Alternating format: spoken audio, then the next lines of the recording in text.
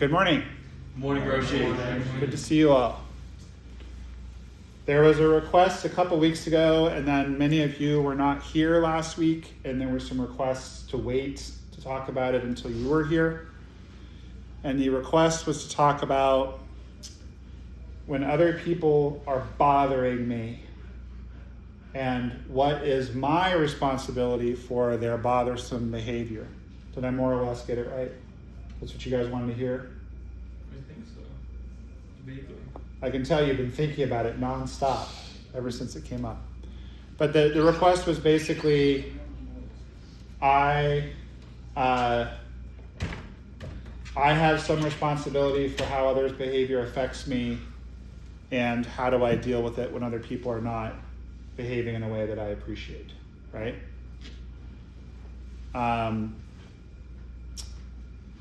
So this is a very interesting topic. By the way, do you mind being on the video? No, it's fine. I can start it over. Okay. It's a very important topic because in Zen we talk about no self. So who's the person who is offended? And who's the person who's doing the offending? Is there even a transgression if you and I are one and the same? The challenging thing about the Dharma is that it can be perverted and misinterpreted. So you can end up being in really unhealthy situations for much longer than you should be. And you can also talk yourself out of genuine pain that you're feeling over other people's behavior. That's called spiritual bypass. You have to do the personal work before you can get to the transpersonal work. In other words, beyond the personal is what? No self. Your self is fundamentally empty. There's no you independent of causes and conditions. Not to mention the fact that you could not subsist very long without water. I see some people have bottles of water. When you eat, you're also consuming water and sunshine, because if you eat a plant, what are you eating? You're eating the dirt. You're eating the sunshine. You guys know about photosynthesis, right? Yeah. You're eating the water. Like the plant didn't just exist. There were causes and conditions that created the plant. And then what do animals eat? Plants. They eat plants or other animals. So when you eat an animal, it's the same thing. So this concept of me is contingent upon subsistence and sustenance that comes from non-self elements. Does that make sense? Everybody with me? Mm-hmm. Plus, the clothes you're wearing, the nice climate control we have in the Zendo. I didn't install the air conditioner. Did any of you guys do that? I thought it was you. I thought I saw you up there with the ladder. Right? So every single day that we live, we are in an interconnected web that really has no ending. Because, by the way, the person that put in the air conditioner also exists because of countless other beings that allows them to exist, right?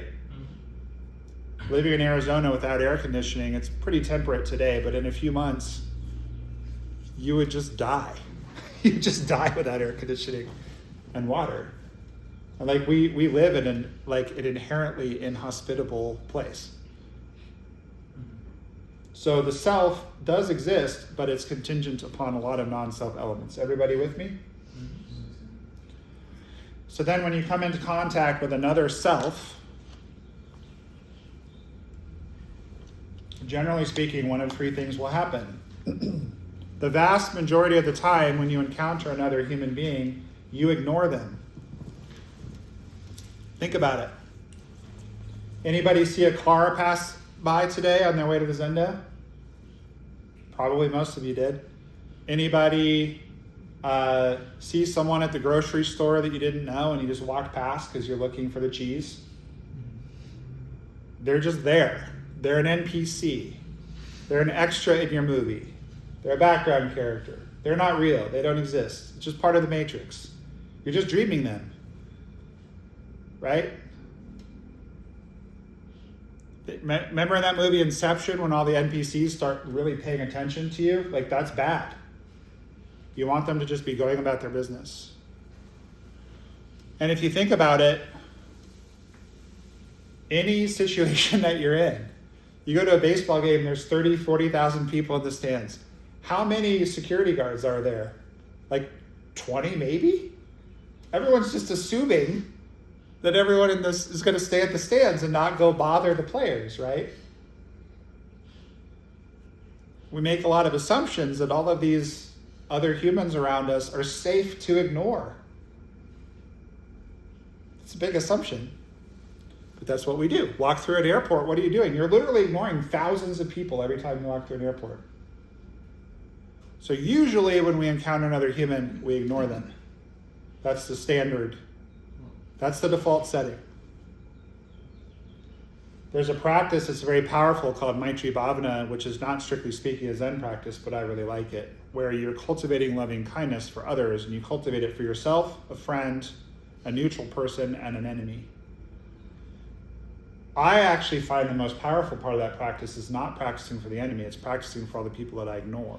Because if I do that practice enough, I start genuinely wishing these randos well. Start actually feeling love for these people that I would normally ignore. Because here's the other thing about being human. Every single person in this room and every single person not in this room is having more or less the same basic experience of being human. The only thing that's unique and special about you is the people that you're in love with are different from the people that Ryan's in love with. The people that you're mad at are different than the people Matt is mad at. The people that you're worried about are different than the ones Sydney is worried about. You guys following me? Yeah. But every single person in this room has had their heart broken. Every single person in this room has been touched by illness and death. Every single person in this room has hopes, ambitions, dreams, problems. This is why I personally have found the study of Zen so powerful for the last 30 years, because for me it's like having a GPS. It's like the GPS may or may not pick up on a road closure or a last minute accident or weather, but it is more or less going to tell you kind of how to get where you want to go. So I don't pretend to know what each of you are going through today. Some of you might be experiencing crushing depression or mania or very uncomfortable things, trauma, cravings. I'm not poo-pooing that particular flavor of your dukkha, your suffering. I'm just saying that basically everyone's going through a very similar human experience. This is what the Buddha taught us. And we're not going to divert into all of those things, the Four Noble Truths, the Three Marks of Existence, the Eightfold Path. We can do that another time, but more or less, he realized that being human involves these things. I find that actually very comforting because, as one of my mentors used to say, I may not be much, but I'm all I ever think about.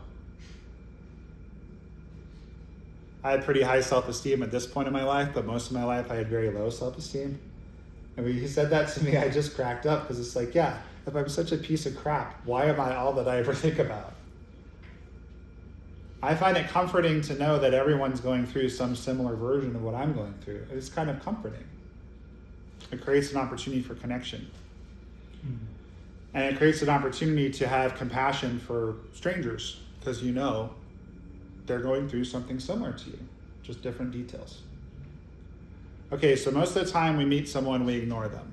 Like we were introduced, and because I'm heavily emotionally invested in Red Mountain, probably I would have said hi and introduced myself. Same with you. But what if I was just here to drop something off real quick to Ryan? I might not even register that there was a new face here. We do it all the time. We have to. So then the next step is maybe when we see someone, we get a little hit of dopamine because they're our very dear old friend, right? Like the guy sitting in the corner. Or there's someone that we've known a long time who's really turned their life around, whom you're really proud of, like that guy with the tattoos, right? Or maybe we never met them before, but we're like, oh, their hair is cool, or they're wearing a shirt of my favorite band. One of my dearest friends, who's my son's godfather, and one of my Dharma heirs, we first met because he was wearing a Rush t-shirt our first week of college. And I was like, cool t-shirt. Rush is a Canadian band that many would argue is the greatest band of all time. They're Canadian? Yeah. I Up don't to like them you. anymore. Figure that out yourself. We're from Toronto, eh? So one of the most close people in my life was a stranger that I likely would have ignored were he not wearing my favorite band's shirt. You guys see that? But then there's a little dopamine and you go, oh. When I see people whom I love, or when any of us see Willow, unless you don't like dogs or you just don't like Willow, most of us are like, ooh, yay, right? We get dopamine in our brain.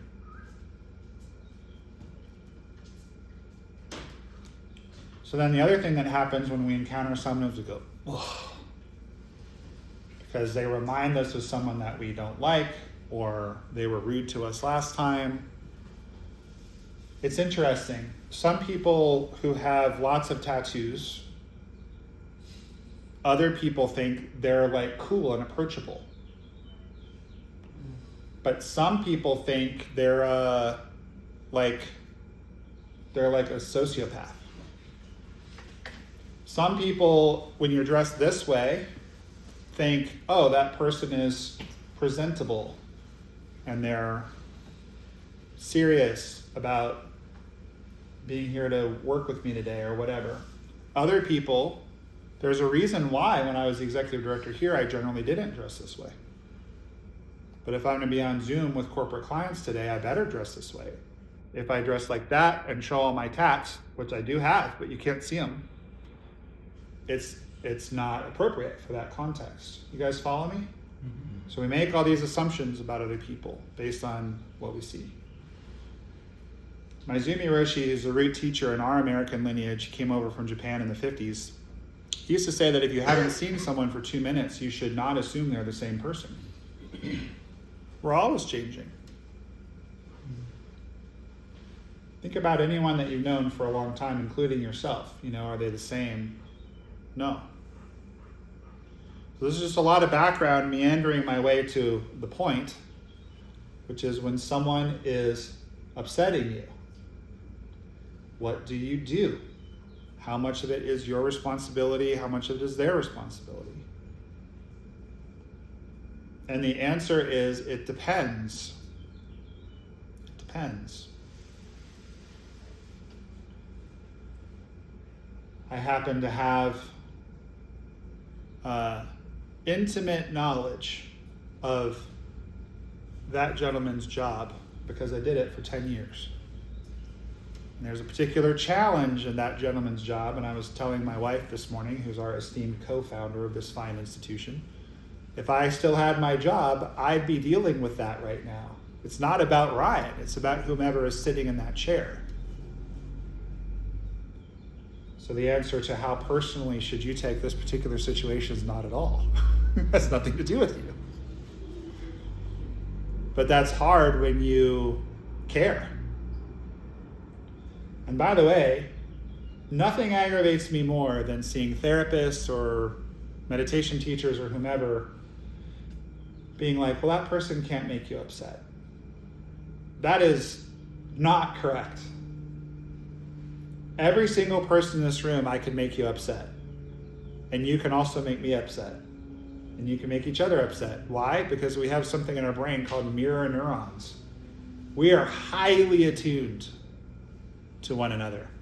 And if you think about it, God bless you, everybody in here is pretty chill at the moment. You're all engaged in a passive activity. I'm engaged in an active activity. I'm getting a Dharma talk. You're receiving a Dharma talk. But you guys are highly attuned to what's going on. We just had a sneeze, but if 12 people started to sneeze, you'd all start looking around going, what's going on? I better get out of here. Everybody's sick. Even when you're at rest, you're highly attuned to what's going on around you. If somebody looks you in the eye and says, I really love you, I really respect you, I really appreciate you, chemicals get released in your brain. You can't help it. Someone files a lawsuit against you, doesn't matter how enlightened you are, you're going to be like, what the hell? I used to work with an attorney who gave this sort of tongue-in-cheek but also very helpful presentation on how to not get sued. And one of the things that he talked about was, it's very rare for someone to sue you the day that they meet you. You going to sue me today? No. I'm not going to sue you either. I just met you. I don't know you. Why would I sue you? You going to sue me today? Good. I'm a Mariners fan, so we're okay. Used to live up there. What causes you to want to hurt someone else? Usually that you've been hurt by them. You know, there's that old saying, hurt people hurt people. Usually legal stuff happens because there was a set of expectations that were not met, and there was trust established and then breached. Right?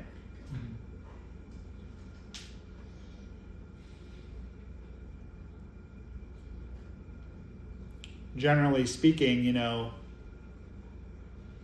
when you look at heartbreak, it happens because I thought you knew me and understood me and cared, God bless you, and it turns out you don't, right? So we are very capable of hurting each other. Let's start with that caveat. So I don't want you guys wasting time if you're angry with someone or hurt by them, trying to convince yourself, well, I shouldn't be hurt. That's not what the Dharma is about. The Dharma is about dealing with reality. If you're hurt, you're hurt. It's like if you're crazy sick and you like push, you'll probably get more sick, right? If you're like, oh, it's all in my mind, I'm not actually sick, I will push through. Well, that's how to... You guys know Jim Henson, who created the Muppets? Yeah. You guys know what he died of? What? Strep throat. It's true. He died of strep throat, and people were telling him to go to the doctor for weeks. He was too busy. Oh, I'll go after this event, that event, whatever. Finally, he goes to the ER. He died. They pumped him full of antibiotics, but it was too far advanced. He died. And the head of the hospital said if he'd gotten to the ER 3 hours sooner, he would have lived. He was not living in reality. I'm sick. I gave a talk a couple weeks ago when I wasn't feeling too well about one who is not sick. And yes, there is one who is not sick, but you have to take care of your vessel. If you're sick, you're sick. If you're angry, you're angry. If you're hurt, you're hurt. The Dharma is not about leaning on a hot stove and ignoring that your hand is burning. If someone's hurting you, you should probably get away from them. However, the reason why it depends because they think about 2% of the population is just characterological. In other words, sociopathic, psychopathic, they feel no empathy. It doesn't matter how much compassion you have for them, they're just gonna hurt you because they don't care. You gotta keep your eye out for those people. Someone who has borderline personality disorder, which some of us in this room might have. The thing about borderline that's interesting is it's the most treatable personality disorder if the person accepts that they have it and they're willing to work with it. It's basically too much gas, not enough brake. So if you just learn how to be like, oh, I'm flooded right now. Oh, I'm feeling intensity right now. You can really manage it. But someone who doesn't know that they're borderline and or doesn't accept it, very hard to have a good relationship with that person. It's very hard. So none of this is to say you should just hang in there with someone who's toxic and bad for you to be around. But having said that, let's assume there's positive intent from the other person and that they are not characterological. And you're not either. The number one thing to consider if you're in conflict with someone is what are your expectations? I realized a long time ago that 99% of my ire toward people has to do with my expectations of them. If I expect you to behave a certain way and then you don't, and then I get mad, then whose fault is it? Not a trick question. My fault. Thank you. If I don't have expectations, then we can just work with what's happening. Also, seeking to understand is imperative. How many times, this is just normal, it's human, we all do it, I do it, we all do it. Oh, well, he thinks that he can just treat me like that and there won't be any consequences. Well, how do you know that he thinks that? Oh, she thinks she's better than me. How do we know? I got some feedback years ago when I was running this place. Used to go to a lot of conferences and present a lot, and I would be dressed, like this, and I was on a lot of boards, leader in the industry. Someone told me, hey, there's a couple people who've talked to me about you. Oh, okay. They think you're narcissistic and arrogant. So, well, who is it? I want to talk to them about that. Oh, I better not tell you. They told me in confidence. So, well, why did you tell me? Oh, I just thought you should know. But I don't think that of you. It's the most useless conversation ever. And it really bothered me for several months. Really bothered me. There's nothing worse than being like, oh, people are talking about you. People don't like you. And I went to a conference shortly thereafter, and I felt really self-conscious the whole time. Like, who is it that doesn't like me? And am I being that way? This was before the days with ChatGPT. I'm sure Chat could have helped me through it very quickly. But I did ultimately look up the definition of those words. It turns out that I did not meet the definition of being arrogant, because basically an arrogant person thinks they have nothing else to learn. And that is not me at all. I really want to keep learning. A narcissistic person doesn't think that they do anything wrong. Also not me. Ironically enough, if I was actually a narcissist, it wouldn't have bothered me at all that people think I'm a narcissist.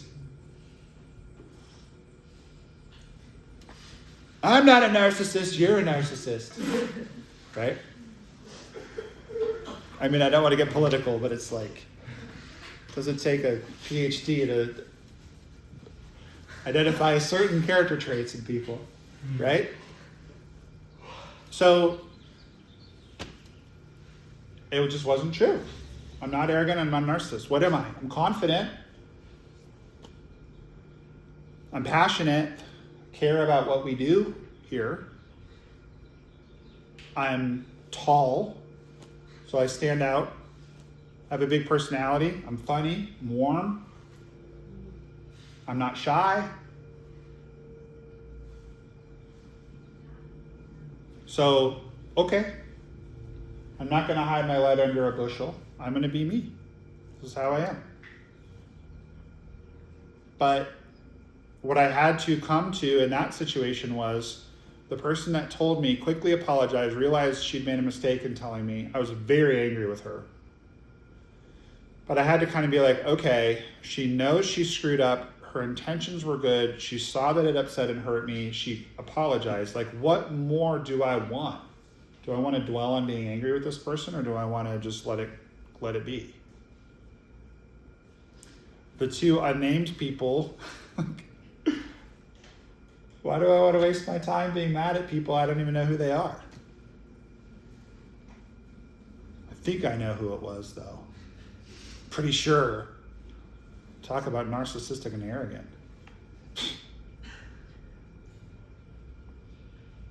But if you're angry with someone or you're in conflict with someone, the best thing to do is, first of all, try to see their point of view. Did you do anything wrong to them? Because 9 times out of 10, again, unless they're just, bless you, psycho. And by the way, if you apologize to someone, I had a very abusive person in my life when I was a child, and when I would say I'm sorry, that person's response was, you should be, every single time. That's abuse. Don't put up with that. If you say to someone, I'm sorry, and they're anything other than, it's okay, or I forgive you, move on. That's not a good person for you to be around. But if you say to someone, hey, I'm really sorry, I realize that I wasn't paying attention, or I realize that I did something that hurt you, I don't want that to happen again. I care about you. 9 times out of 10, they're like, okay. Because it's hard to apologize. It's hard to take the blame. It's hard to have a lifestyle of being accountable. But this is something that we learn as Zen students, is like, why is my ego getting in the way of me just being like, hey, I'm sorry I did that. Didn't mean to hurt you. My wife and I have some relatives who live here in town who are having challenges as they age, not only physically, but also kind of interpersonally. And I do get annoyed with them. But one of the annoying parties was expressing to me frustration about one of the other annoying parties the other day. It's like, isn't he just the worst? And human nature would be like, yeah, let's get him. But what actually came out of my mouth was, yeah, but I just try to remember that he means well. Which just defused it. And she was like, I guess that's true. I was like, yeah. I don't want to feed this. I don't want to feed this. You don't have to feed it.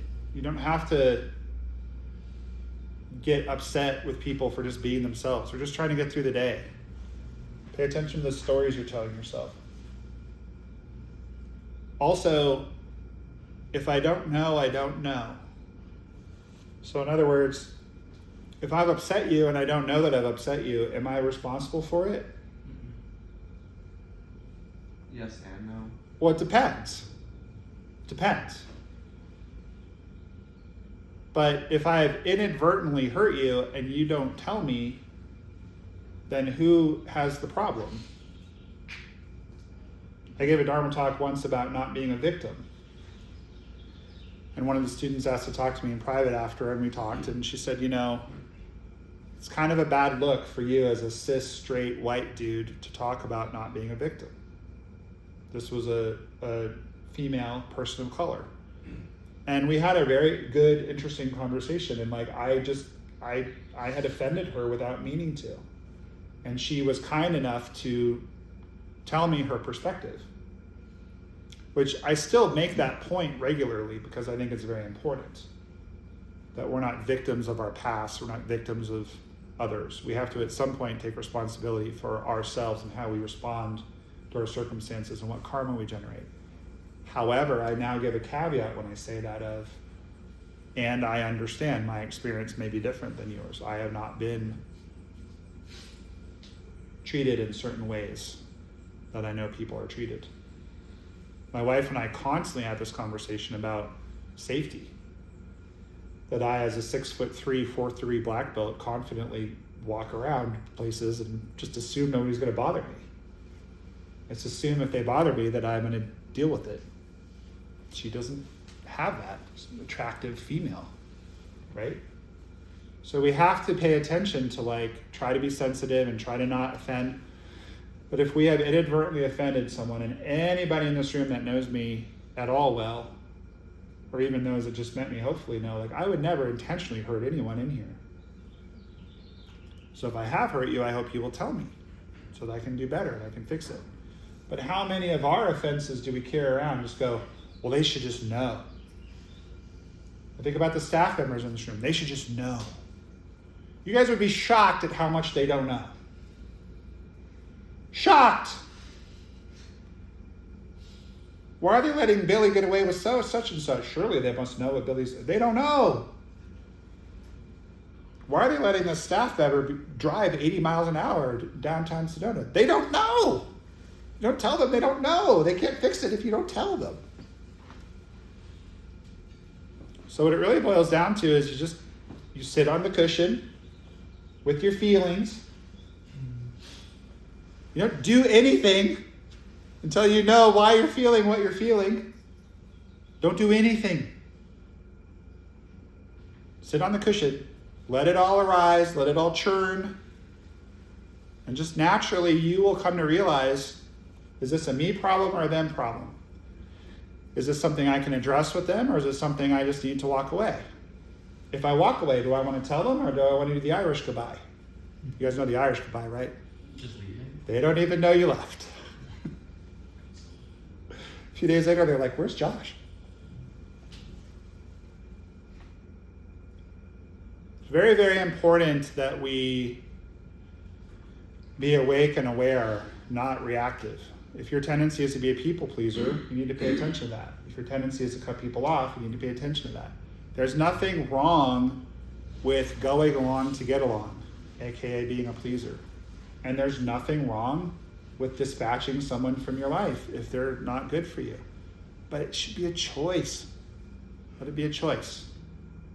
How do you make it a choice? By sitting on the cushion, figuring out what's my part, what's their part, what's the best path forward. And remembering that fundamentally there is no difference between you and this other person. They're suffering too. But maybe they need to suffer away from you. Or maybe you can suffer together in a more productive manner. Any questions? Did I answer the request? I think so. Cool. Well, I hope you all enjoy the rest of your day. Any requests for next time? How to deal with. What's that? Relative and absolute. Are you even going to be here? Oh, okay, good.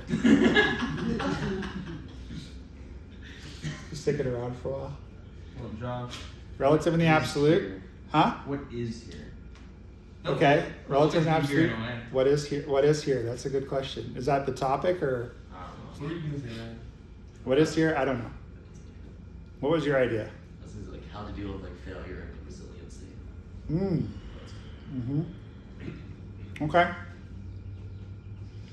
Well, if I'm lazy, I'll pick one of those, and if I'm ambitious, I'll try to weave them together. I can add another one. That's probably enough. I won't remember. Will you remember it and just ask me next time? No. Well, ask what my mind thing is? Yeah. Yeah, I'll remember it. Okay. Hang on to it so I can deliver those, and then we'll do it after that. Is that okay? Sure. Okay. Just at my age, if I have too many things, I just won't remember any of them. Or I'll forget and it wasn't that important. Fair enough. Relative and absolute, and or failure and resiliency. Okay, I can do that. I'll give you a sneak preview though. Every single failure I've had has turned out to be one of the best things that ever happened to me. So we'll talk more about that. Okay. Namaste. Like and subscribe.